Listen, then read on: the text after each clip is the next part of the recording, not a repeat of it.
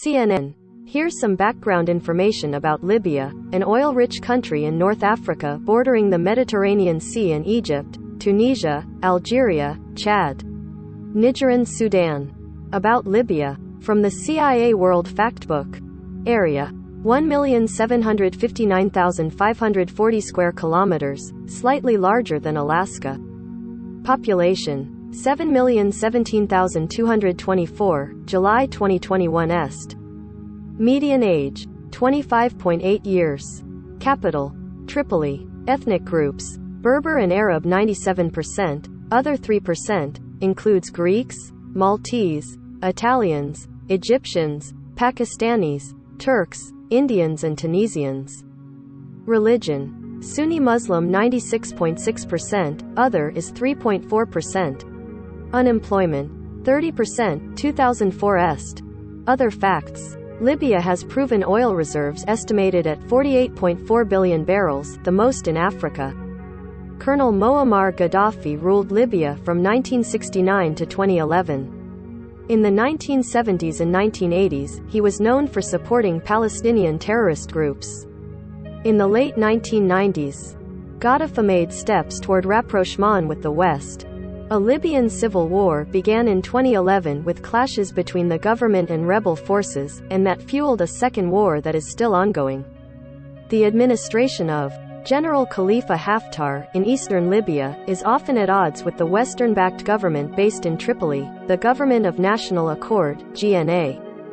There are also multiple tribes competing for control of Libya's dwindling oil wealth, as well as militant groups, including ISIS, scattered across the vast. According to the UN International Organization for Migration, IOM, there are 316,415 internally displaced persons, IDPs, and 567,802 total IDP returnees. From 2016 to 2019. As of October 1, 2020. Timeline: 1911–1912 Italy gains control of the area comprising modern-day Libya from the Ottoman Empire. 1940 to 1943 During World War II, Axis and Allied forces battle in Libya. After the Axis troops are defeated, Italy withdraws, and Libya falls under French and British control. November 1949 A United Nations resolution calls for the establishment of a sovereign state of Libya by January 1952. December 24, 1951 King Idris I proclaims the independence of Libya. 1959 Significant oil reserves are discovered. September 1, 1969 A group of army officers led by Gaddafi overthrows Idris. 1977 The General People's Congress, GPC, replaces the Revolutionary Command Council, RCC, which has led the country since the 1969 coup. 1979 Gaddafi resigns as Secretary General of the GPC but remains the de facto ruler of Libya. August 1981 U.S. Navy jets shoot down 2 Libyan fighters in a confrontation over the Gulf of Sidra. March 1982 The United States imposes an oil embargo on Libya. January 1986 Gaddafi draws a line of death across the Gulf of Sidra, which he claims is Libyan territory, and warns the United States and other foreign ships not to cross it. March 1986 Libya fires missiles at a U.S. aircraft flying inside the line of death. In retaliation, the U.S. Navy destroys at least 2 Libyan patrol boats in the Gulf off Sidra. April 1986 In response to the Libyan-sponsored bombing of a German disco frequented by U.S. soldiers, the United States bombs targets in Libya. December 21, 1988 Pan Am Flight 103 explodes 31,000 feet over Lockerbie, Scotland, 38 minutes after takeoff from London. 259 people on board the New York-bound Boeing 747 are killed, along with 11 people on the ground. September 19, 1989 UTA Flight 772, a French airliner, explodes over Niger. 170 passengers and crew members are killed. In 1999, 6 Libyan Sarré tried in absentia and convicted in a French court. April 15, 1996, the United Nations imposes sanctions on Libya over the 1988 Pan Am Flight 103 bombing in Lockerbie and the 1989 Niger bombing. April 5, 1999, Libya hands over Lockerbie bombing suspects Abdel Basit Ali al-Megrahi and Lamin Khalifa Fhimah to be tried under Scottish law in The Hague. The United Nations suspends sanctions against Libya. January 31, 2001, Megrahi is found guilty of the Lockerbie bombings and is sentenced to life in prison. Fhimah is acquitted. September 2003, UN sanctions against Libya are lifted. December 2003, Libya announces that it has agreed to end its program of developing weapons of mass destruction. September 2004, U.S. President George W. Bush issues an executive order that ends most economic sanctions against Libya and lifts a ban on travel to Libya, which had been in effect since 1981. June 2006, the United States removes Libya from its list of state sponsors of terrorism. January 2008, Libya takes a rotating seat on the UN Security Council. August 14, 2008, Libya and the United States sign an agreement over claims relating to injuries or deaths in the 1986 bombing of the German disco, the 1988 Lockerbie bombing, and the 1989 French airliner bombing. October 31, 2008, the United States receives $1.5 billion from Libya, settling claims from the 1980s bombings. January 2009, the United States and Libya exchange ambassadors for the first time since 1973. August 2009, convicted Lockerbie bomber Megrahi is released from a Scottish prison on humanitarian grounds. Megrahi, reportedly suffering from terminal cancer, returns to a hero's welcome in Libya. September 23, 2009, Gaddafi addresses the UN General Assembly. In the 1.5-hour speech, he criticizes the United Nations and the Security Council and suggests that they should be moved out of New York. May 2010, Libya is elected to a 3-year term on the UN Human Rights Council. February 2011, demonstrations break out against the rule of Gaddafi in Benghazi and Tripoli. The protesters are reportedly attacked by security forces. Warplanes sand helicopter gunships, resulting in hundreds of casualties. These protests spread through the country, igniting the 2011 Libya civil war. February 22, 2011, Gaddafi appears on television to dispel rumors that he has fled the country, vowing he will never leave Libya, and will die as a martyr at the February 26, 2011, the UN Security Council imposes sanctions against Libya, including an arms embargo and asset freezes. The Security Council also refers Libya to the International Criminal Court for investigation of crimes against humanity. May 16, 2011, the chief prosecutor of the International Criminal Court, Luis Moreno Ocampo, requests arrest warrants for Gaddafi, his son Saif al-Islam Gaddafi and his brother-in-law, saying the court has evidence that the three committed crimes against humanity during the Libyan civil war. August 24, 2011, the National Transitional Council, NTC, the rebels' political movement, claims rebels now control 90% of the country and plans to move ministries from its base of Benghazi in the east to Tripoli. The NTC will have the primary responsibility for the restoration of law and order when the conflict is over. October 20, 2011, Gaddafi dies of a gunshot wound to the head after being captured by rebel forces in his hometown of Sirte, Libya. October 23, 2011, Libya's interim leaders declare the nation's freedom in Benghazi, where uprisings against Gaddafi's regime began in February, officially ending the civil war. October 27, 2011, the Security Council votes unanimously to end military operations in Libya. The adopted resolution effectively cancels the NATO mission in Libya as of October 31, 2011. October 30, 2011, it is announced that 2 sites containing chemical weapons have been found in Libya. Prime Minister Mahmoud Jibril says the Organization for the Prohibition of Chemical Weapons, OPCW, has been notified. October 31, 2011, the NTC elects Abdurrahim El-Keib, an electrical engineering professor, as the acting prime minister. November 19, 2011, Saif al-Islam is captured after a firefight in southern Libya. November 23, 2011, El-Keib names 25 people to the Transitional Executive Board, Libya's new cabinet. December 16, 2011, the Security Council lifts sanctions on the Central Bank of Libya and the Libyan Foreign Bank. May 20, 2012, Megrahi dies in Libya at 60 years old, the only person convicted of the 1988 bombing of Pan Am Flight 103. July 7 to 8, 2012 elections are held for the 200-seat National Assembly. There are more than 3,500 candidates in the first elections in Libya in 42 years. July 17, 2012 results show the National Forces Alliance, a coalition of 58 political parties, wins the most seats in the 200-seat election, 39. The Justice and Construction Party, a Muslim Brotherhood affiliate, came in second with 17 seats.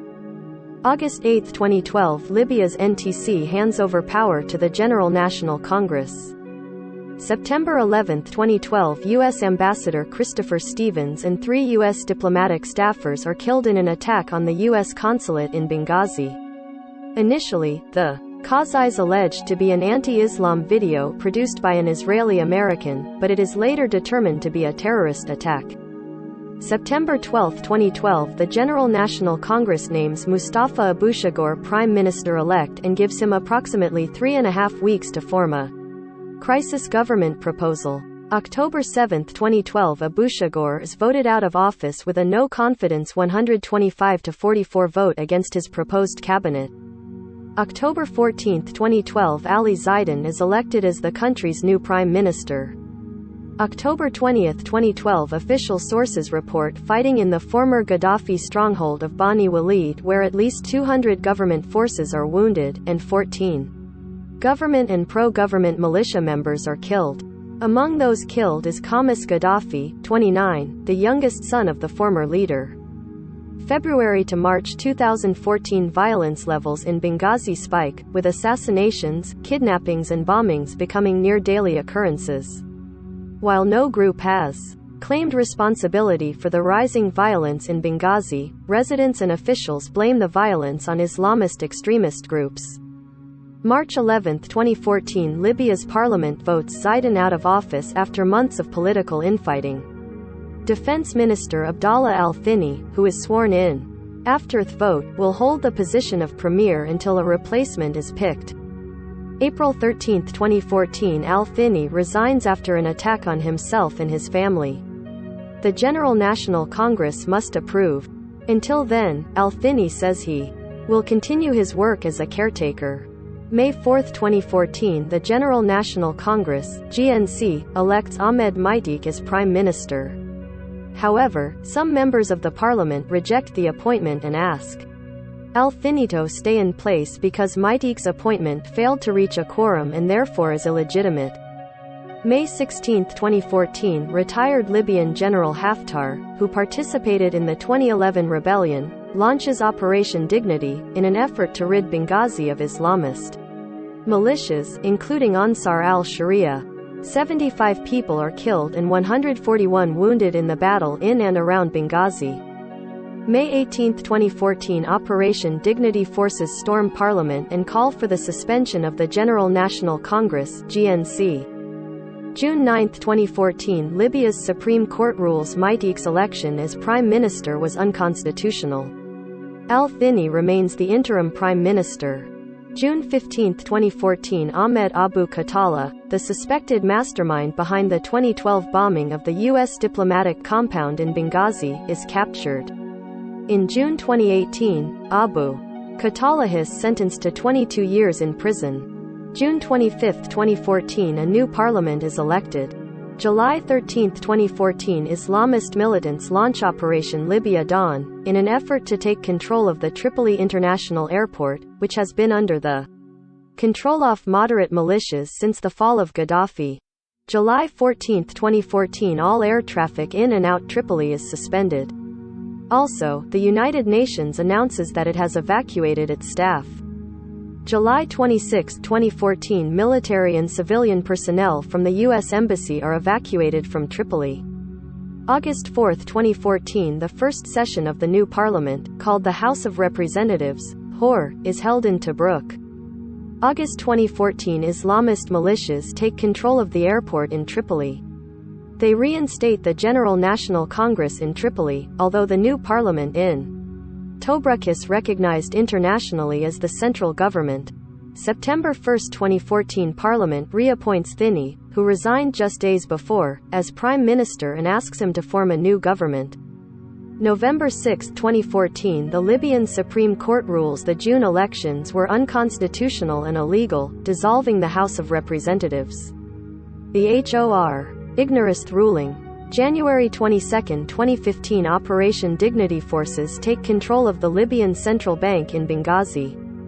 February 15, 2015, Islamic militant group ISIS releases a propaganda video which appears to show the beheadings of 21 Egyptian Christians on a Libyan. February 16, 2015, Egyptian warplanes stage airstrikes against ISIS targets in Libya in retaliation. February 20, 2015, 3 simultaneous suicide car bomb blasts kill at least 30 and injure more than 40 in Gaba, Libya. Wilayat al-Barqa, the Libyan branch of ISIS, claims responsibility for the explosions. May 26, 2015, while in the eastern city of Tobruk to attend parliament, Prime Minister al-Thini survives an attempted assassination.